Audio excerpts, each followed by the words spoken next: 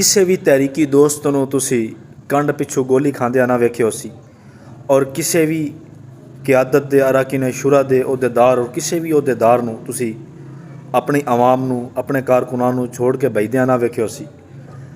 ਸੈਂਕੜਾਂ ਲੋਕ ਸ਼ਹੀਦ ਹੋਏ, ਕਿਸੇ ਦੀ ਵੀ ਤੁਸੀਂ ਕੰਡ ਤੇ ਗੋਲੀ ਨਾ ਵੇਖਿਓ ਸੀ।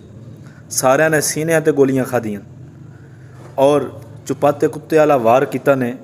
ਜਦੋਂ ਬੰਦਾ ਹਰ ਪਾਸੋਂ ਨਾਕਾਮ ਹੋ ਜਾਂਦਾ ਹੈ ਨਾ, तो उस टाइम चुपाते कुत्ते वाला काम करेंदा कि मुज़ाकरात का झांसा दे के तुसी एक कमीनगी की है। इंशाअल्लाह इसका हिसाब एक अदालत उत्ते भी लगनी है। सदा बादशाही मेरी रब दी है तो सदा इंज नहीं रहना।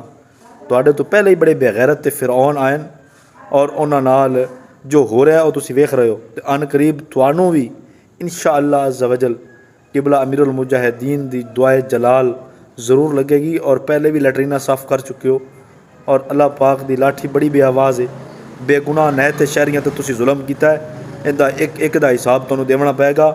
और इस्लाम दे विच रब ने एक ऐसी लचक रखी है कि इनू जितना दबाओगे उतना उत्ते उभरेगा। तो खुदा दी कसम असी अगे नालों डबल हो के आवांगे, लेकिन तुसी नहीं रहना।